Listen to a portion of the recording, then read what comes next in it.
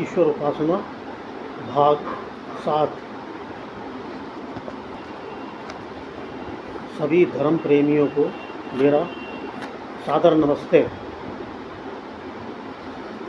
आज का विषय है आत्मानंद की प्राप्ति के लिए ईश्वर की उपासना की जाती है। मानव की आत्मा संसार में धर्म, अर्थ, काम और मोक्ष की प्राप्ति के लिए आई है। अर्थ और काम की पूर्ति धर्म पूर्वक करनी चाहिए, धर्म से अलग हटकर नहीं। मानव जीवन का अंतिम उद्देश्य है मोक्ष, अर्थात आत्म साक्षात्कार करके परमात्मा के समीप जा पहुंचना। संसार में रहते हुए हम इसे आत्मानंद भी कहते हैं। अपने आप अर्थात आत्मा को जानना, उसे पहचानना तथा परमात्मा की ओर चलना ही आत्मानंद है। जब हम ईश्वर के ध्यान में लीन होते हैं तो एक अवर्णनीय आनंद को प्राप्त करते हैं।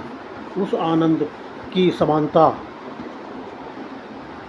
संसार के किसी भी भौतिक सुख से नहीं की जा सकती, क्योंकि सभी भौतिक वस्तुएं एवं शरीर नाशवान है, इसलिए उससे प्राप्त सुख भी नाशवान ही हैं। परंतु आत्मा में मन बुद्धि के लीन होने के बाद आत्मदर्शन से उत्पन्न आनंद नाशवान नहीं है, क्योंकि आत्मा कभी नाशवान नहीं है।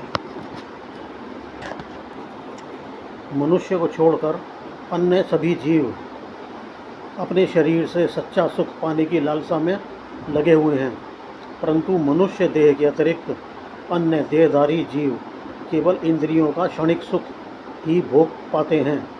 आत्मचिंतन करने, सद्बुद्धि पूर्वक विचार करने, अपने स्वरूप को जानने पहचानने, शिक्षा ग्रहण करने, परमेश्वर की उपासना करने आदि की सामर्थ्य उनमें नहीं होती।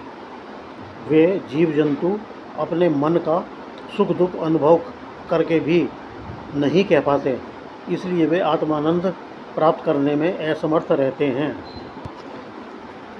परंतु मनुष्य पर परमात्मा ने विशेष कृपा की है। परमेश्वर ने शिक्षा ग्रहण करने, पढ़ने लिखने, योग साधना करने, ज्ञान प्राप्त करने और कराने, अपनी बात दूसरों को समझाने तथा दूसरों की बात समझने और आत्मचिंतन करने की सामर्थ्य ईश्वर ने दी है। मानव का शरीर ही इन सब कार्यों को करने में समर्थ है, अन्य किसी जीवधारी का नहीं। यदि ऐसी सुंदर मानव देह पाकर भी हम अपने आत्मा को नहीं जान पहचान सके तो हम पशु पक्षियों से भी गिरे हुए हैं, क्योंकि पशु पक्षियों के पास तो ये सब कार्य करने की सामर्थ्य नहीं है, परंतु हमारे पास तो इन सब कार्यों को सफलतापूर्वक करने योग्य शरीर है। ऐसा होने पर भी हम ये श्रेष्ठ कार्य नहीं करते तो यह बहुत दुख की बात है। हम ईश्वर को क्या वस्तु भेंट में दे सकते हैं? हमारे पास सर्वोत्तम वस्तु है हमारा मन, परंतु हमारे मन में तो अनेक दोष भरे हुए हैं। क्या ऐसे दोषपूर्ण मन को परमात्मा स्वीकार करेगा? इसका उत्तर है नहीं। तब क्या किया जाए? इसलिए मन की शुद्धि की प्रार्थना ईश्वर से करना ही सार्थक है। हमें ईश्वर से प्रार्थना करनी चाहिए कि हमारे मन को पापों से मुक्त कर दे, जिससे शीघ्र ही आपको प्राप्त कर सकूं, तथा हम शरीर से सदैव पवित्र कर्म ही करें, तभी यह मन स्थायी रूप से पवित्र रह सकेगा। इसके बाद हम अपने आराध्य देव परमपिता परमात्मा को पूर्ण पवित्र मन की भेंट दे सकेंगे और परम दयालु परमात्मा इस निर्मल भेंट को स्वीकार करेगा। मानव को छोड़कर शेष सभी योनियों के जीव जंतुओं में घोर अज्ञान या अंधकार का साम्राज्य है। वे चाहकर भी उस ज्ञान रूपी अंधकार को चीर कर या समाप्त कर ज्ञान रूपी प्रकाश में नहीं आ सकते। यदि हम लोग मानव भी अपने जीवन भर स्वार्थ सिद्धि एवं काम वासनाओं की संतुष्टि में ही लगे रहते हैं, तो हमें अगले जन्मों में लाखों पशु पक्षियों या अन्य जीव जंतुओं की नीच योनियों में कष्ट भोगने पड़ेंगे। इनसे बचने का एक ही उपाय है कि हम अपने जीवन के उद्देश्य को जानें, अर्थात परोपकार करते हुए आत्मज्ञान प्राप्त करें और परमानंद की प्राप्ति करें।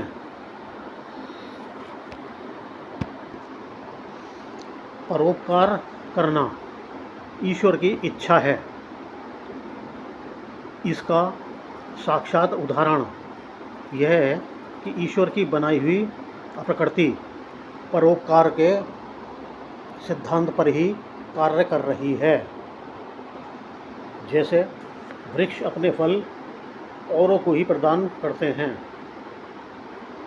और अपनी छाया भी दूसरों के लिए ही होता है।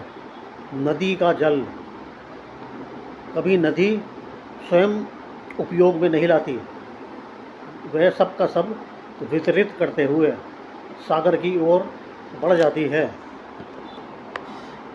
यदि हम प्रकृति को ध्यान से देखें तो इसमें सैकड़ों ऐसी बातें मिलेंगी कि जो परोपकार को दर्शाती हैं। खेतों का अनाज मनुष्यों के लिए ही होता है और मनुष्य जो गंदगी का उत्सर्जन अपने शरीर से करते हैं, वह खेतों में जाकर खाद के रूप में अन्न को उत्पन्न करता है और अन्न को ब्रह्म माना गया है, जिसे भक्षण कर मानव या जीव जंतु अपना शरीर पालते हैं। यदि हम नीच कर्म ही करते रहें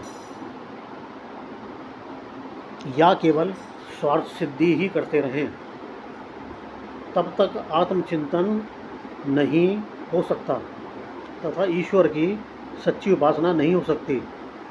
यदि हम नीच कर्म करते हैं तो चाहे प्रातः साय घंटों पूजा पाठ करें, लाखों मंत्रों का जाप करें, अनेक धार्मिक पुस्तकें पढ़ें, नित्य साधु महात्माओं के प्रवचन सुनें और कितनी भी तीर्थ यात्राएं करें, ये सब व्यर्थ हैं। ये हमारे कर्म मात्र पाखंड बनकर रह जाएंगे, इससे अधिक कुछ नहीं।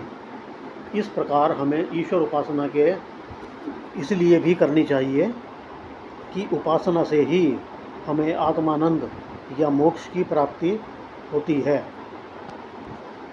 ईश्वर उपासना का अगला उद्देश्य दुखों की निवृत्ति और सुख प्राप्ति के लिए भी होता है, जिसका वर्णन भाग 8 में किया जाएगा। जब तक के लिए